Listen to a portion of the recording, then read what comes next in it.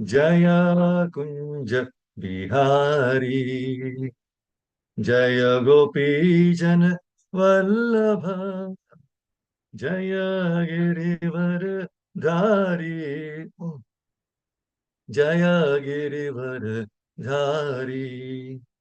यशोदानंदन ब्रज जन रंजन, यशोदानंदन ब्रज जन रंजन, यशोदानंदन ब्रज जन रंजन, यमुना तिरवनचारी, जय यमुना तिरवनचारी, जय राधा माधवा, जय कुंज बिहारी। हरे कृष्ण कृष्ण कृष्ण हरे हरे, हरे राम राम राम हरे हरे, हरे कृष्ण कृष्ण कृष्ण हरे हरे, हरे राम राम राम हरे हरे, हरे कृष्ण कृष्ण कृष्ण हरे हरे, हरे राम राम राम हरे हरे। ओम नमो भगवते वासुदेवाय, ओम नमो भगवते वासुदेवाय, ओम नमो भगवते वासुदेवाय। नारायणं नमस्कृत्य नरं चैव नरोत्तमं देवीं सरस्वतीं व्यासं ततो जयम् उदीरयेत्। Before reciting the Srimad Bhagavatam, which is a very means of conquest, one should offer respectful obeisances unto the personality of God Narayana, unto Narayana Rishi, the supermost human being, unto Mother Saraswati, the goddess of learning, and Rishi Vyasadeva, the author. Nashtaprayesha Badreshu Nityam Bhagavata Sevaya Bhagavati Uttama Shloke Bhaktir Bhavati Naishtaki.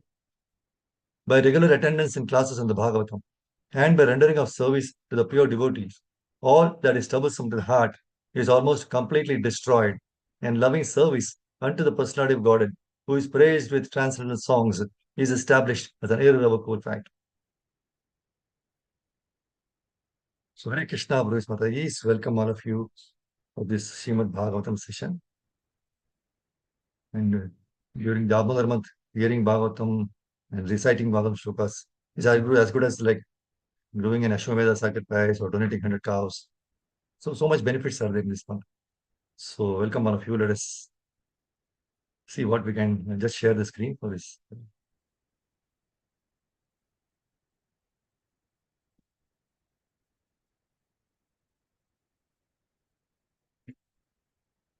So today we'll be discussing from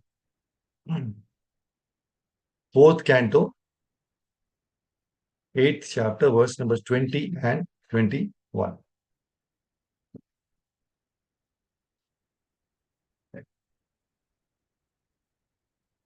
So first let us recite.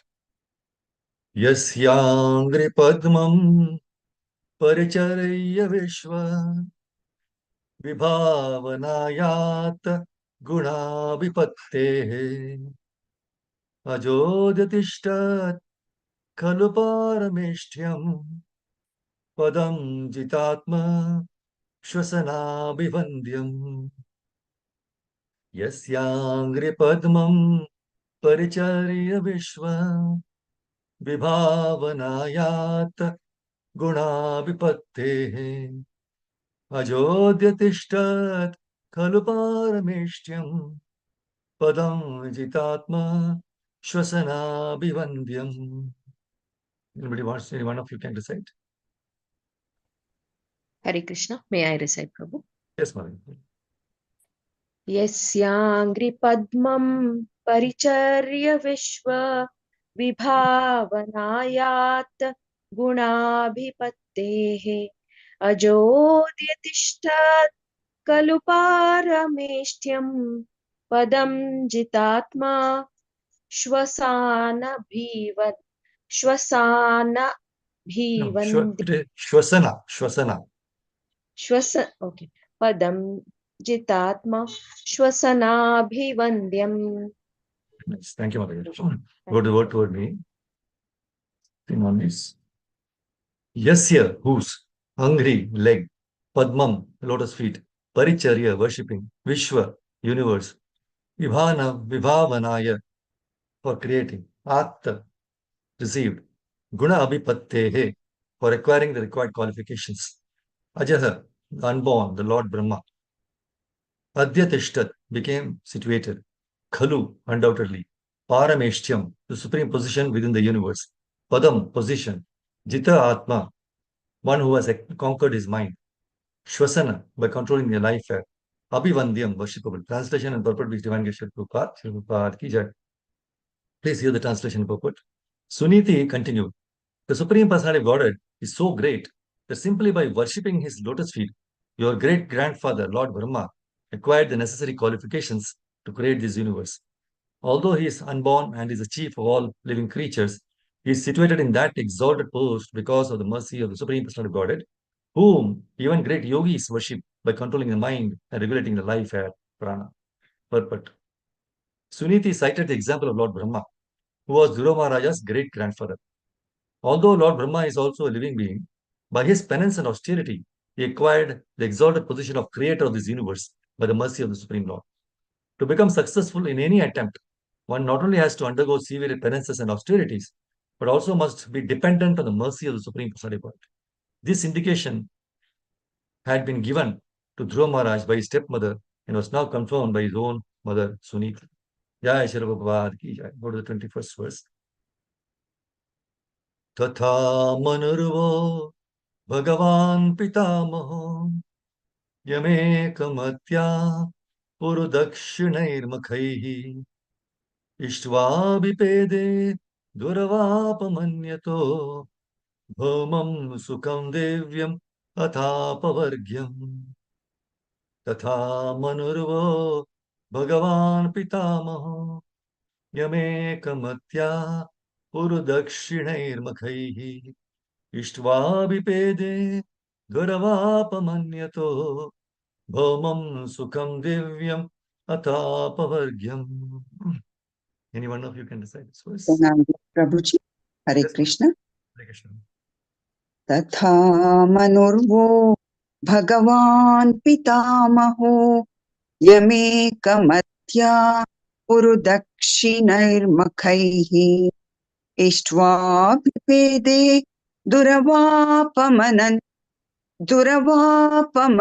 अन्यतो भौमं सुखं दिव्यम् अथापवर्ग्यम्.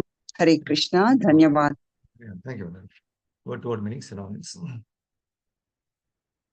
Tata, similarly, Manu, Swayambha Manu, Vaha, your, Bhagavan, worshipable, Pitamaha, grandfather, Yam, unto whom, Ekamatya, with unflinching devotion, Puru, great, Dakshinaihi, charity, Makhaihi, by executing sacrifices, Ishtva, worshipping, Abhipede, achieved, Duravapam, difficult to achieve, Anyataha, by any other means, Bhaumam, material, Sukham, happiness, Divyam, celestial, Tata, thereafter, Apavargyam, liberation. Translation and purport which Divine Grace Shri Prabhupada ki jai. Please hear the translation purport. Suniti informed her son, your grandfather Swayambhu Manu executed great sacrifices with distribution of charity, and thereby, with unflinching faith and devotion, he worshipped and satisfied the Supreme Personality of Godhead. By acting in that way, he achieved the greatest success in material happiness, and afterwards achieved liberation, which is impossible to obtain by worshipping the demigods. Purport. The success of one's life is measured by one's material happiness in this life and liberation in the next. Such success can be achieved only by the grace of the Supreme Personality of Godhead. The words Ekamatya mean concentrating one's mind on the Lord without deviation. This process of undeviating worship of the Supreme Lord is also expressed in Bhagavad Gita as Ananya Bhak. That which is impossible to obtain from any other source is also mentioned here. Other source refers to worship of the demigods. It is especially stressed here that the opulence of Manu was due to his undeviating faithfulness in the transcendental service of the Lord. One who diverts his mind to worshipping many demigods to obtain material happiness is considered bereft of intelligence. If anyone wants even material happiness, he can worship the Supreme Lord without deviation. And persons who are desirous of liberation can also worship the Supreme Lord and achieve their goal of life. Jai Sri Prabhupada's transcendental purport ki jai.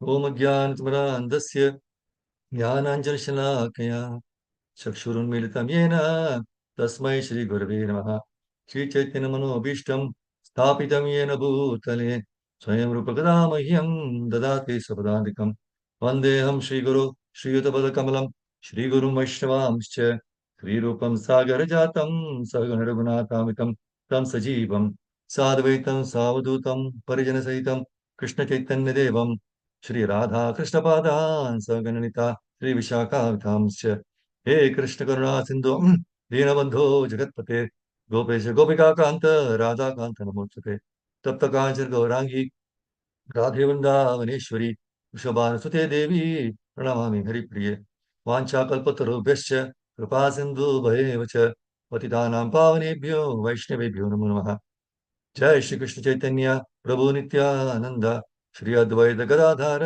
श्रीवासादि गौर भक्तवृंद हरे कृष्णा कृष्णा कृष्णा हरे हरे हरे राम राम राम हरे हरे योऽन्तः प्रविश्य मम वाचं इमां प्रसुप्तां सञ्जीवयति अखिलशक्तिधरस्वधाम्ना अहन्यां च हस्तचरणश्रवणत्वगाधीन् प्राणानमो भगवते पुरुषाय तुभ्यम् मुखं करोति वाचालं पङ्गुं लङ्घयति यत्कृपातमहं दीनतारिणम् नमो विष्णुपदाय कृष्णविष्णुपुत्रे श्रीमहाशिवस्वामिनाय नमो विष्णुपदाय भक्तिविलासाय Hiroshishuni Vacha Jai Shri Krishna. Hare Krishna. So Hare Krishna, Prabhupada Mataji is welcome all of you and thank you very much for joining this wonderful Bhagavatam session. And thank you for keeping the appointment, Krishna. I'll share the screen once again. So just to have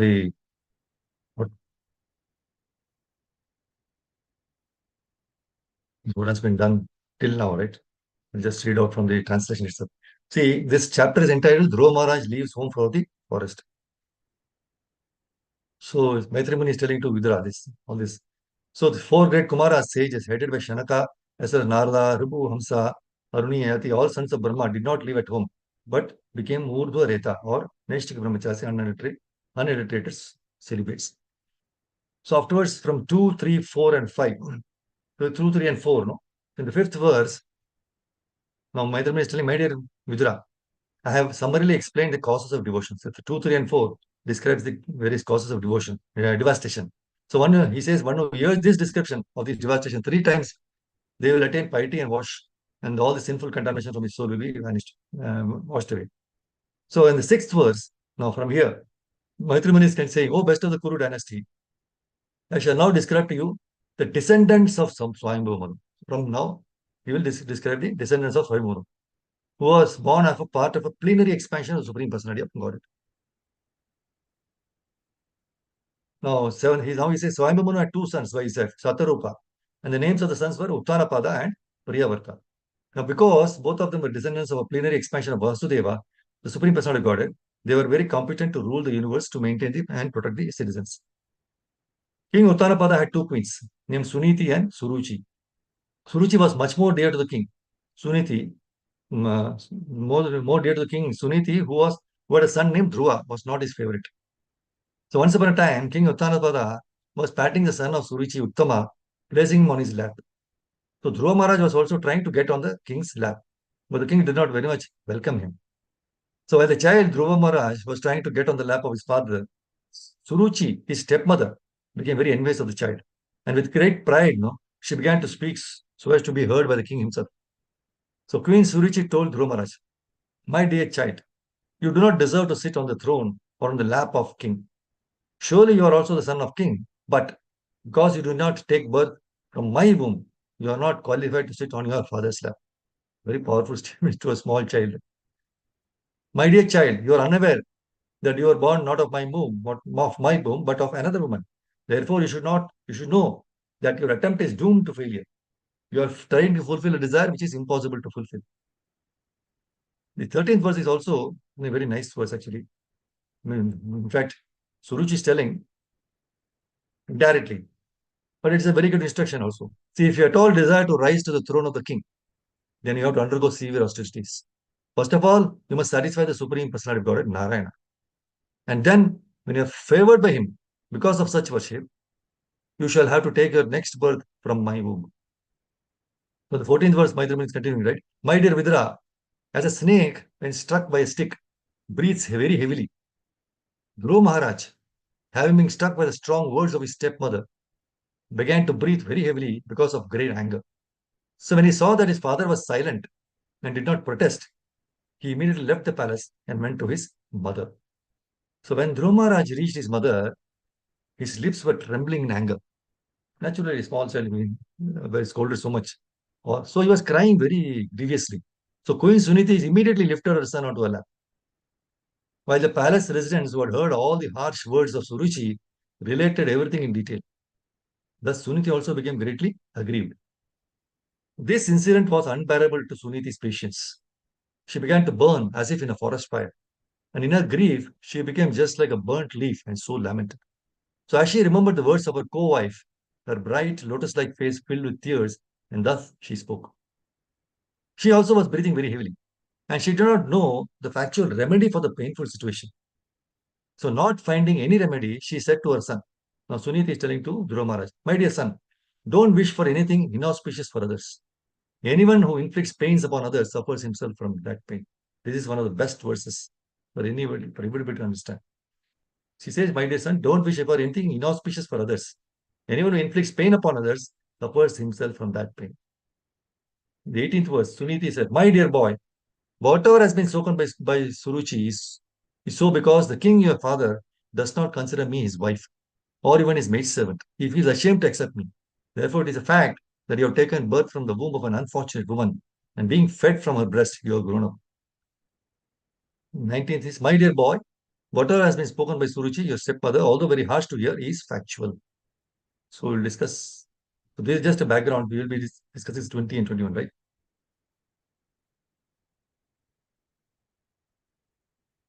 So you saw on the 5th verse that he explained about the causes of devastation. And then he starts telling that now, from now on, from the 6th verse, he said, I will describe to you the descendants of Swayambhuvan. See, the incidents, that are narrated in Bhagavatam are very practical. And the lessons, even though at times very tough and harsh to hear, if practiced, it will give so much peace and solace in our lives. Because the truth is the very truth, whatever is Bhagavatam is absolute truth. So it is not that what you want to hear, it is all what you must hear.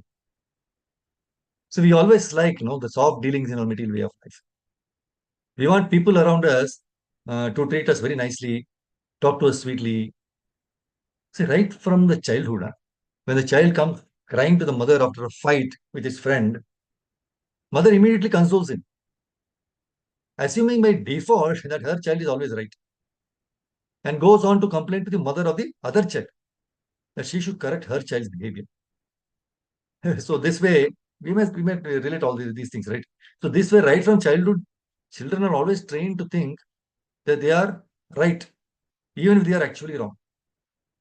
So what happens as a result? Children assume that they can never go wrong, and thereby they build a false notion about themselves.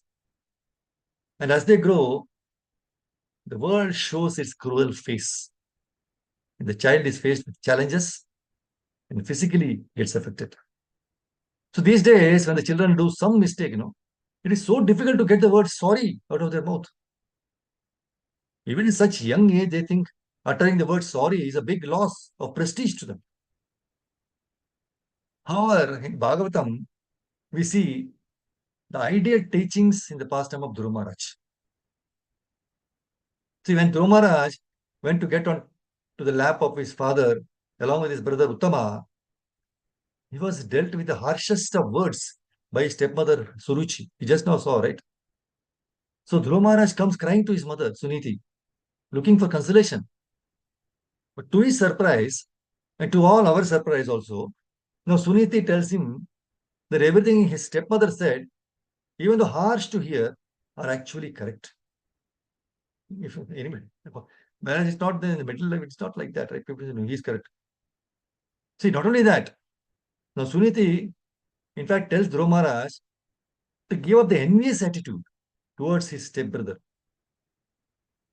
That's why in the 4:8:19, the verse before, it's a beautiful verse, where she says, my dear boy, whatever has been spoken by Suruchi, your stepmother, although very harsh to hear, is factual. Therefore, if you desire at all to sit on the same throne as your stepbrother, Uttama, then give up your envious attitude and immediately try to execute the instructions of your stepmother. Suniti is telling Guru Maharaj, so immediately start executing instructions of his stepmother. What are the instructions of stepmother?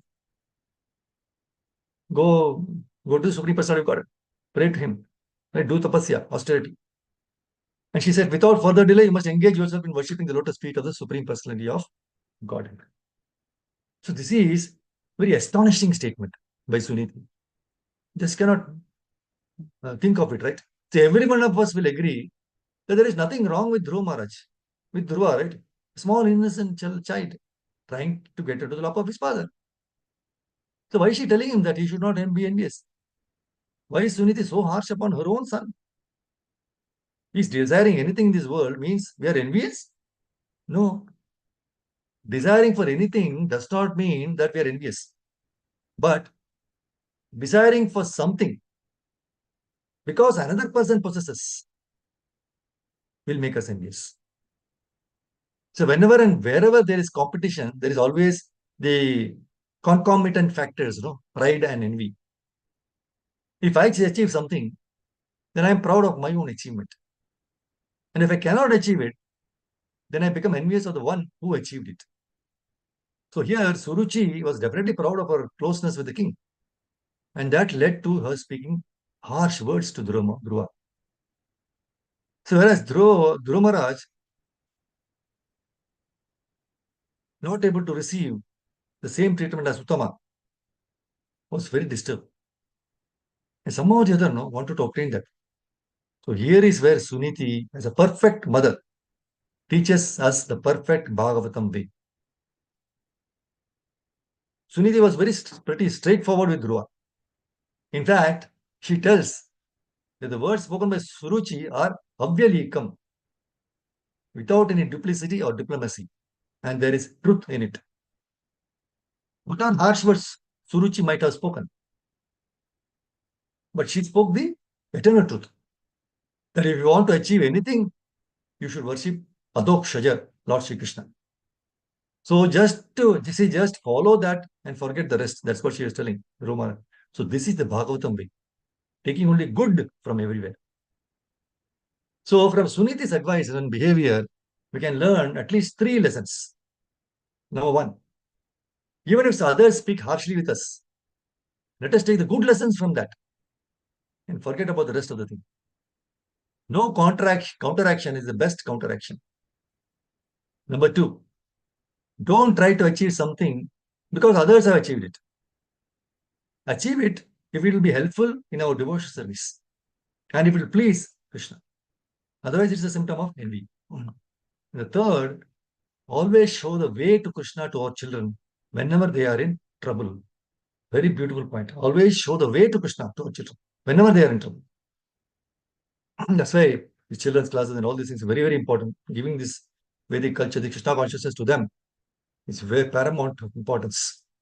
See, an extremely beautiful and moral boosting statement by Prabhupada in the purport of 4:8:22, where he sums up the advice of Suniti to her son Dhruva Maharaj.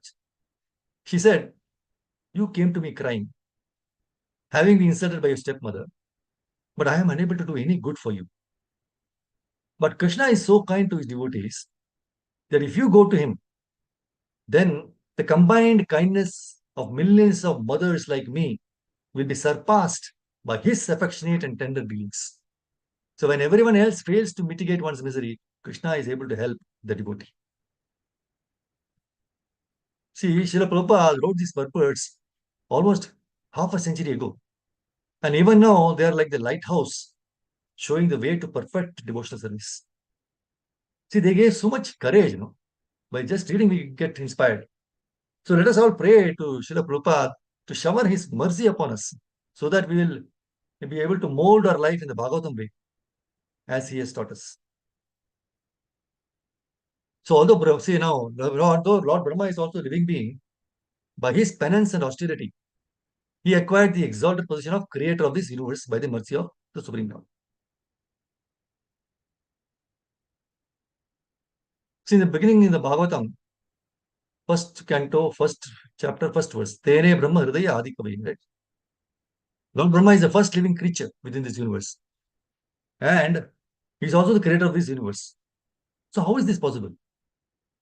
See, although he is the first living entity, Brahma is not the category of Vishnu Tattva. He is part of the Jiva Tattva. So, however, by the grace of Krishna, who instructed him through the heart, Tene Brahma Hrida. So Lord Brahma could create a huge universe.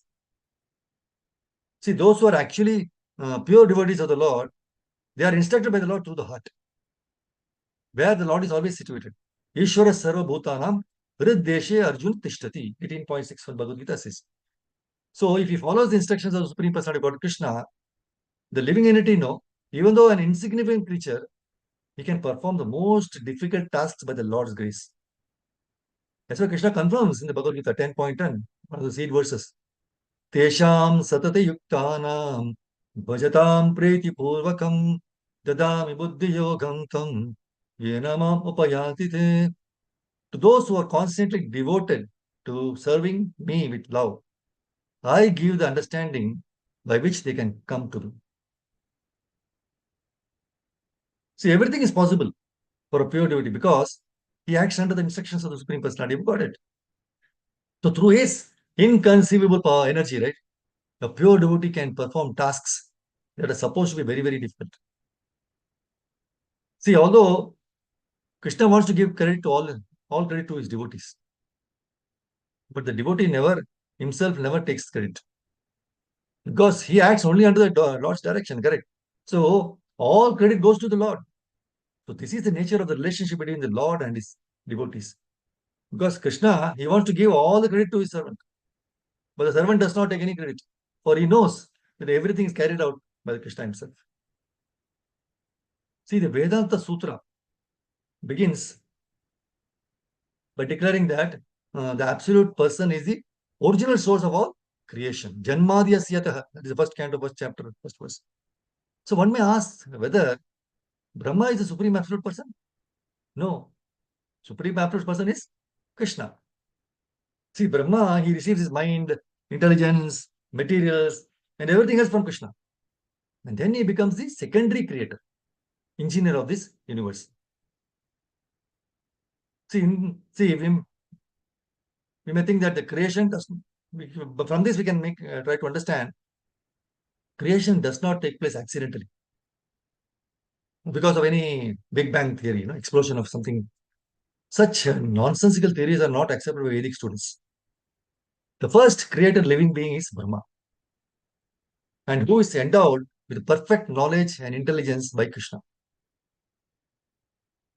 Trene Brahma Hridaya Hari Kavaye. So although Brahma is the first created being, he is not independent because he receives help from the Supreme Personality of Godhead through his heart. So there is no one but Brahma at the time of creation. So therefore he receives his intelligence directly from the Lord through the heart. So Brahma is described in this as the original cause of the cosmic manifestation. And this applies to his position in the material world. See, there are many, many such controllers, all of whom are created by Supreme Lord Vishnu, right? And this is very illustrated by an incident described in Chaitanya Charitamrita. See, when Brahma, our universe, right, of this particular universe, was invited by Krishna to Dwarka, he thought that he was the only Brahma. So when Krishna inquired, when he went to the doorstep, Krishna inquired from his servant which Brahma was at the door to visit. Now Brahma was surprised. He replied that, of course, Lord Brahma, the father of 4 Kumaras, was waiting at the door. So later, Lord Brahma asked Krishna why he had inquired which Brahma had come. So he was then informed that there are millions of other Brahmas because there are millions of universes. Each universe has a Brahma. And Krishna then called all the Brahmas, who immediately came to visit him. The Chaturmukha Brahma, the four-headed Brahma, is of this universe. He thought himself by seeing them, he thought himself as a very insignificant creature in the presence of so many Brahmas with so many heads. Some are 10, 100, like that. So although there is a Brahma who is engineer of each universe, Krishna is the original source of all of them. See, in the introduction of Bhagavad Gita, he said, Vedic knowledge is received from transcendental sources. And the first words were spoken by Krishna himself. So the words spoken by the Lord are called Apaurishaya, meaning they are different from the words spoken by a person of this mundane world who is infected with four defects. What are those four defects? Number one, he is sure to commit mistakes. Number two, is always illusion. Three, has the tendency to cheat others. And four, is limited by imperfect senses. So with these four imperfections, one cannot deliver perfect information, right, of all the all-pervading knowledge of Krishna. So Vedic knowledge is not imparted by such defective living entities. It was imparted unto the heart of Brahma, the first created living being. And Brahma in his turn disseminated this knowledge to his sons and disciples, as he received originally from the Lord. See, the Lord is Purnam, all perfect. And there is no possibility of his becoming subjected to the laws of material nature. So we should understand he is intelligent enough to know, the one should therefore be intelligent enough to know that the Lord is the only proprietor of everything in this universe. And that he is the original creator. And he is the creator of Brahma also. Therefore, the Lord is addressed as Prapitamaha. Because Brahma is addressed as Pitamaha, the grandfather. And he is the creator of the grandfather, Prapitamaha. So no one should claim to be the proprietor of anything. One should accept only the things set aside by the Lord as his quota for maintenance. Prabhupada, in the purport of our verse, today's verse, he says, to become successful in any attempt, one not only has to undergo severe penances and austerities, but also must be dependent on the mercy of the Supreme Personality of Godhead. So this indication had been given to Dhruva Maharaj by his stepmother and was now confirmed by his own mother, Suniti.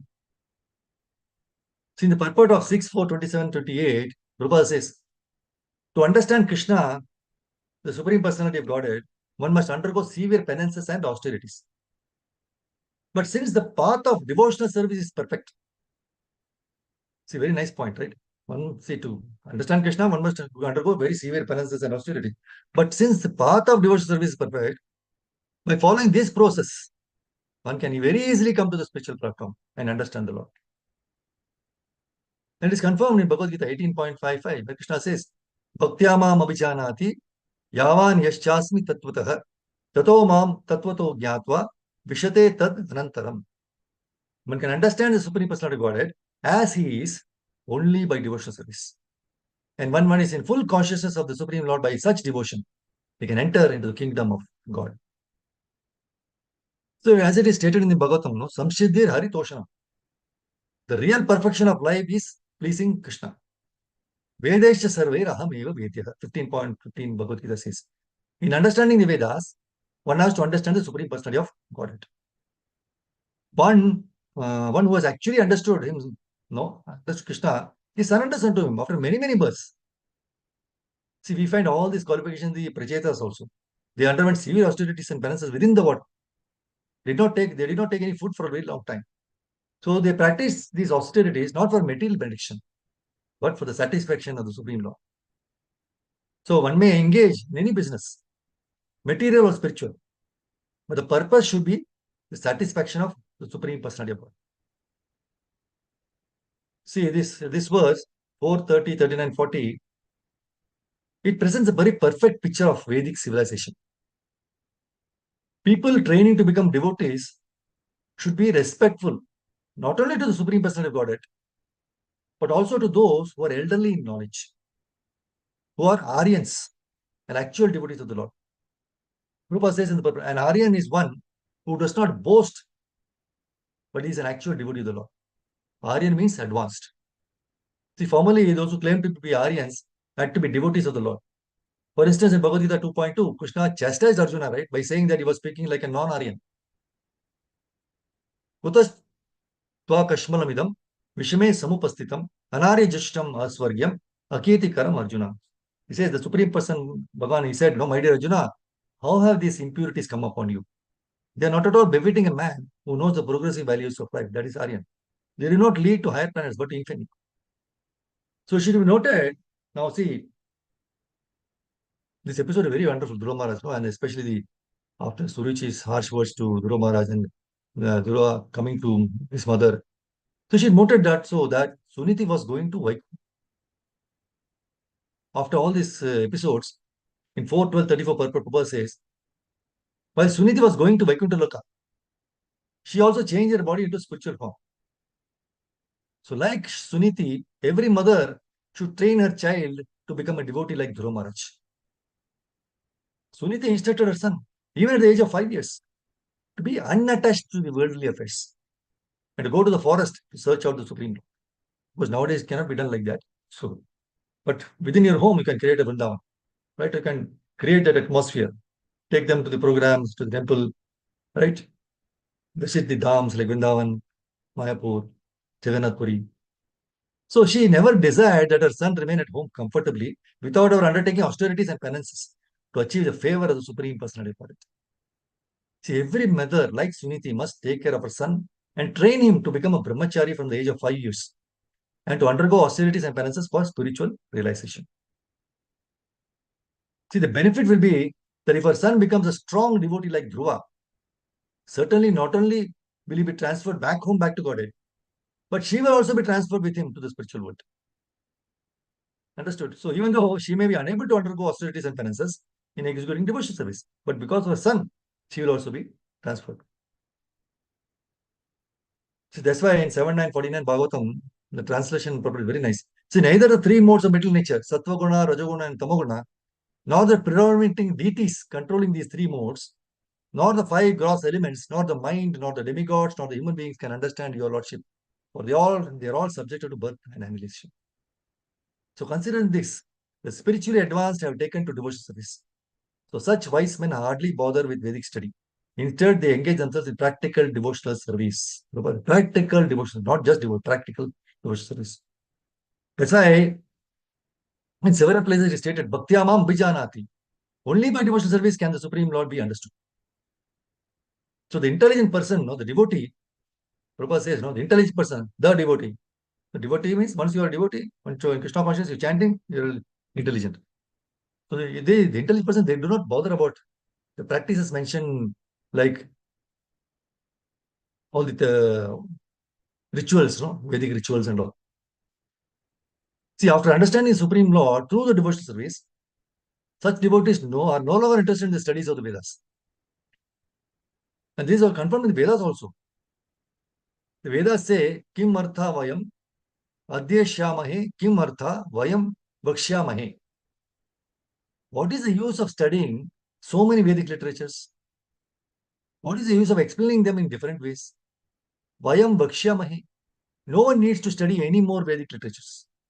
Nor does anyone need to describe them by philosophical speculation. Bhagavad Gita 2.52 says, Yedate moha kalilam buddhir vyatitarishyati tada gantasi nirvedam shrotavyasya shutasya cha. When one understands the Supreme Personality of Godhead by executing devotional service, one ceases the practice of studying the Vedic literature. I mean, there are so many Puranas, Veda, right? Purana. Else, see, it is Aradito yadi haris tapasat tatha kim. If one can understand the Supreme Personality of Godhead and engage in his service, there is no more need of severe austerities, penances, and nothing. No need. But point to understand, very important what Prabhupada mentions. See, he says if one can understand Krishna and engage in his service, in loving devotional service, practical devotional service, then there is no need of severe austerities, penance, and so on. However, if after performing severe austerities and penances, as one does not understand Supreme Personality of Godhead, then such practices are useless. Yasmin tushte jagat tushtam. This was 4:31:11. Nardumuni says in Bhagavatam, He's reinstating the importance of devotional service. He says, Shutena tapasa va kim vachobis chitta vrittibhi buddhya va kim nipunaya balen balendriya radasa. Without devotional service, what is the meaning of severe austerities, the process of hearing, the power of speech, the power of mental speculation, elevated intelligence, strength, and the power of the senses? He said, without devotion, what is the use of all this? See, whatever we do, no, we think. Whatever we do, see, whatever we do, it's a very nice verse. Aradito yadi. That says, Aradito yadi harish tapasa tata kim. Naradito yadi harish tapasa tata kim. Antar bahir yadi harish tapasa tata kim. Nantar bahir yadi harish tapasa tata kim. Prabhupada, no, normally he says in many of his lectures, he says, whatever we do, whatever we think, whatever we speak or hear about, if it is not related to Krishna's service, then all such things are completely useless.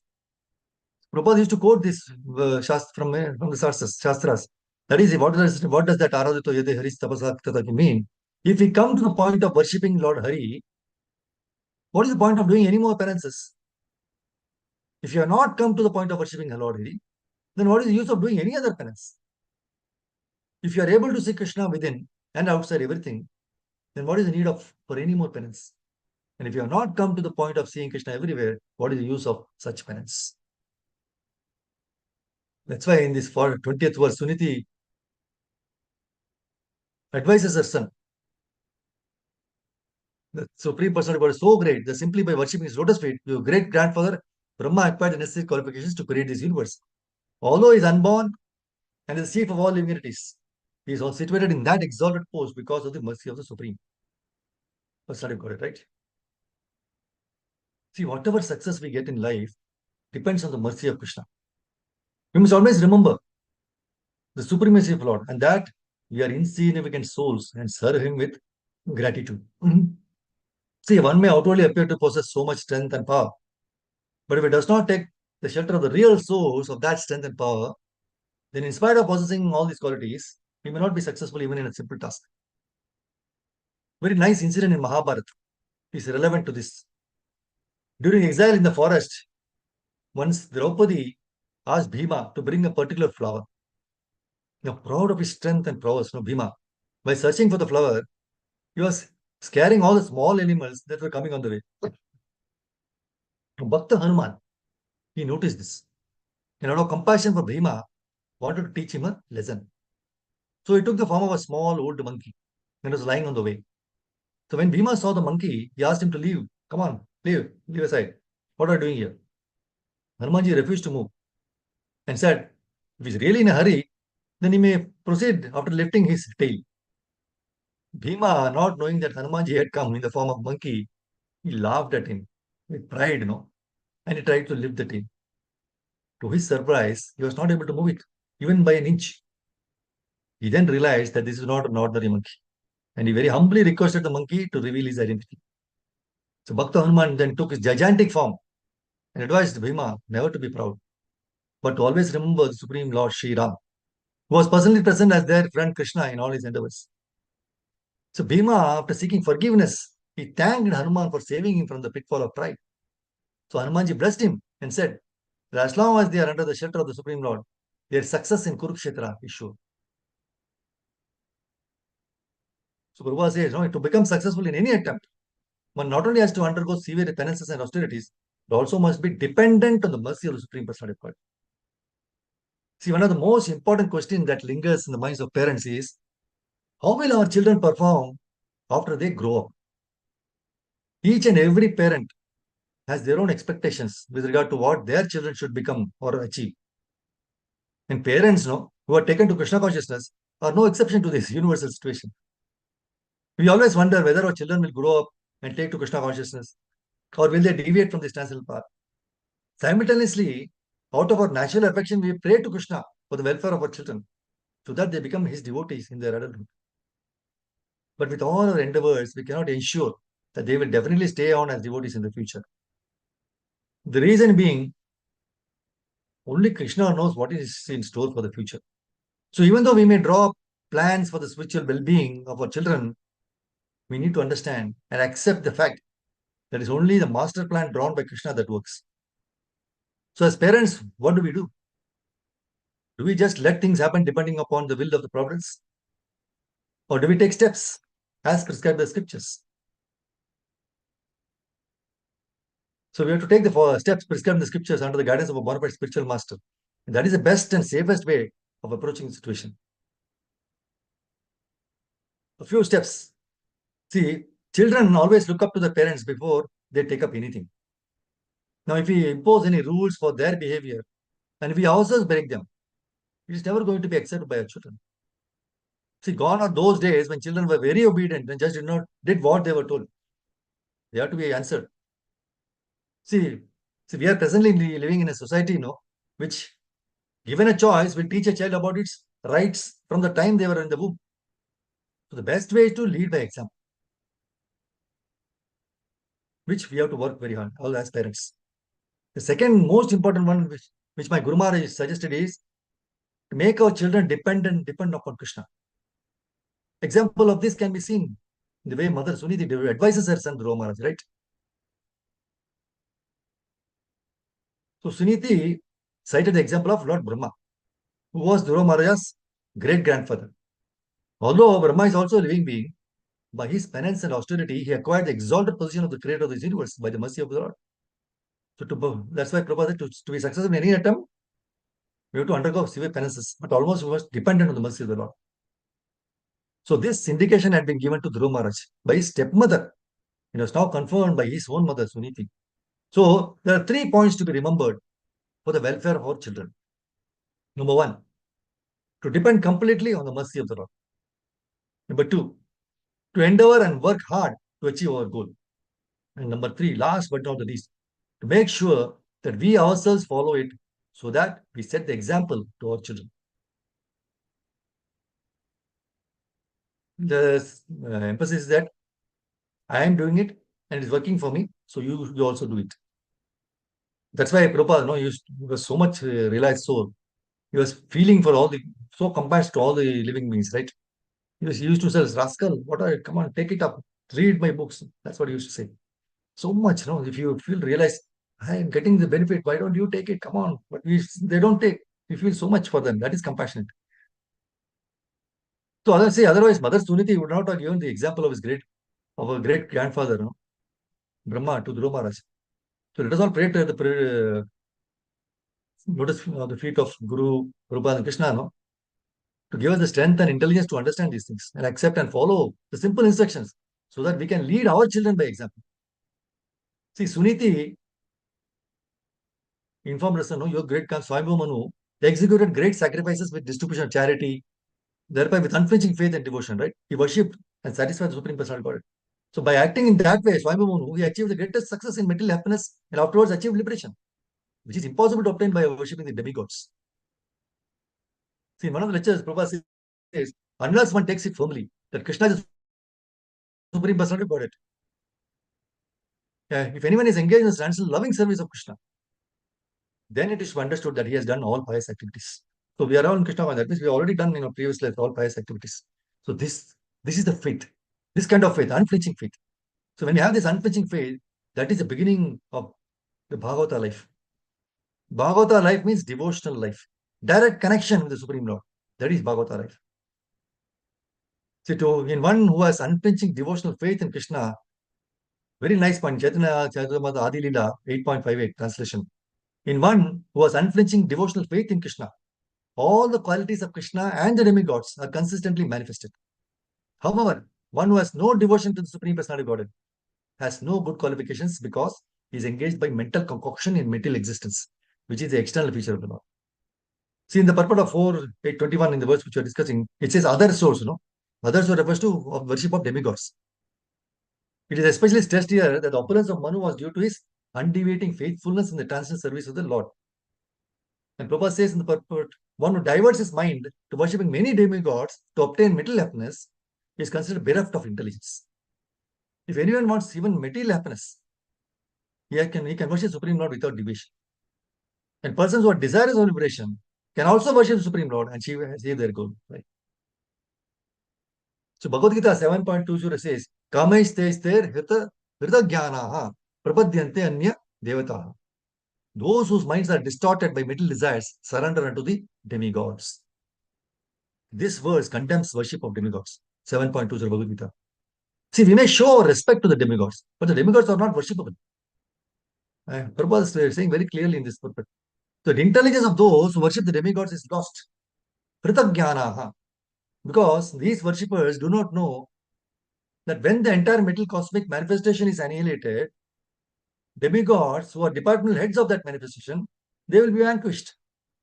And when the demigods are vanquished, the benedictions given by the demigods to the unintelligent men will also be vanquished. So a devotee should not hanker to obtain material opulence by worshipping demigods, but should engage in the service of the Lord, who will satisfy all his desires. Akama sarva kamo va moksha kama udaradihi tivrena bhakti yogena yajate purusham param. Whether full of material desires, whether free from all material desires, or desiring liberation, the person who has broader intelligence must by all means worship the supreme whole, the personality of God. Say 2, 3, 10, Bhagavatam says. So this is the duty of a perfect human being. One who has the shape of a human being, but whose actions are nothing but those of an animal, is called Narapashu or Dvipada Pashu, a two-legged animal. Human being who is not interested in Krishna consciousness is condemned here with as a Narapashu.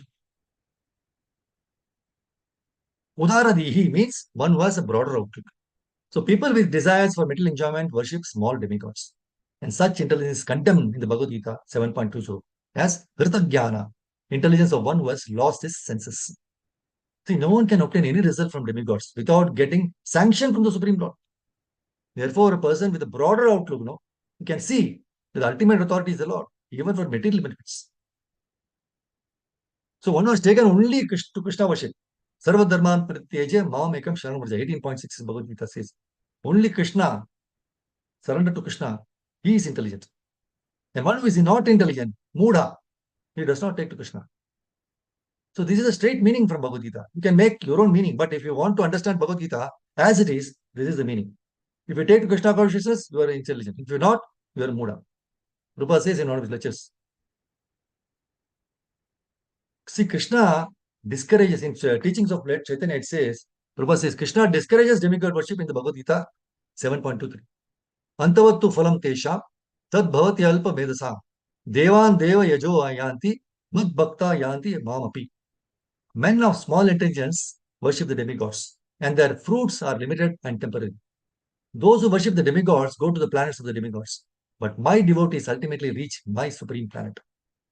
So the Supreme Lord awards the benediction of his association only to those who worship him, not to those who worship the demigods.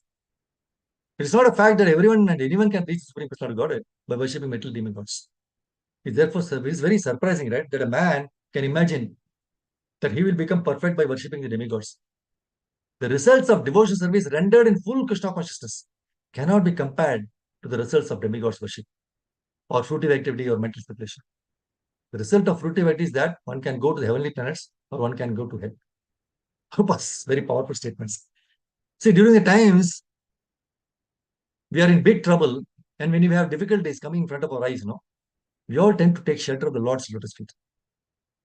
So, in whatever dangerous situation we are in, we don't think about anything else except taking the shelter of the Lord's lotus feet. And all of us know the pastime of Dhruva Maharaj being sent to the forest. So, when Dhruva Maharaj meets Narada Muni, Narada tells Dhruva Maharaj that he needs to take shelter of the lotus feet of the Lord. And he nicely explains in 4.8.22, which will be taken up tomorrow. But where I just discuss a little point, I'll say, where this purport translation is very nice. Narada Muni is telling, my dear boy, you also should take the shelter of the Supreme Personality of Godhead, who is very kind to his devotees. Persons who are seeking liberation from the cycle of birth and death always take the shelter of the lotus feet of the Lord in devotional service. Becoming purified by executing your allotted occupation, just situate the Supreme Personality of God in your heart, and without deviating for a moment, engage always in his service. See, the verse is so beautiful that a person cannot stop getting attracted by the taking shelter of the lotus feet of the Lord. Prabhupada also mentions the purport. This was also instructed by the Lord himself to Arjuna in Bhagavad Gita. Go on fighting, but keep me within your mind. That should be the motto of anyone seeking Krishna consciousness. So Krishna says Even if you're not a great devotee of mine, and before you pass away, you call my name, you'll be under the shelter of my lotus feet. See, even if one calls his name knowingly or unknowingly, no matter if one is a pure devotee or not, Krishna will allow us to take the shelter of his lotus feet. So Prabhupada mentions that Dhruva Maharaj was only 5 years old. So it was not possible for him to purify himself by the process of karma kanda. But by the process of bhakti yoga, even a child less than 5 years can purify himself. Even Dhruva Maharaj's mother, Queen Suniti, had told him to take the shelter of Supreme Personality of Godhead lotus feet. Prabhupada mentions that as soon as one takes the shelter of the lotus feet of the Lord and stores him in their hearts, everything becomes easy and successful. So this is a very powerful verse, right? 22, that's very nice verse, powerful. It acts like a, what do you say, a magnet and attracts devotees to take the shelter of Krishna. See, there are many devotees from the scriptures like Prahlad Maharaj, Ambarish Maharaj, Kunti Maharani, Vidura, who had taken complete shelter of the Lord's lotus feet at all circumstances. And they came out successful in their lives. This is a two very wonderful lessons we could learn from these two verses today. So let us pray to Guru, Srila Prabhupada and Krishna to shower their mercy so that we'll be able to understand and put into practice in our lives. Thank you, Guru Prabhuji's Mataji's, for giving me this opportunity to glorify the Lord and purify myself. Hare Krishna, Grantha Srimad Bhagavatam ki jai, Srila Prabhupada ki jai, Ananta Kodi Vaishnava ki jai, Vancha Kalpatarubhyascha, Kripa Sindhu Bhaivacha, Patitanam Pavanebhyo Vaishnava. Hare Krishna. Yes, Prabhuji Suresh, thank you. Unflinching faith, absolutely right. Just faith, it doesn't matter. Unflinching. So if you have any questions or anything to share, please. Right.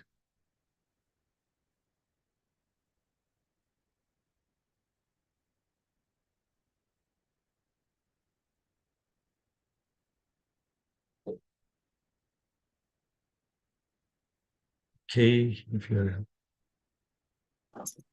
Hare Krishna, Namaskar. Hare Krishna, Bhagavan.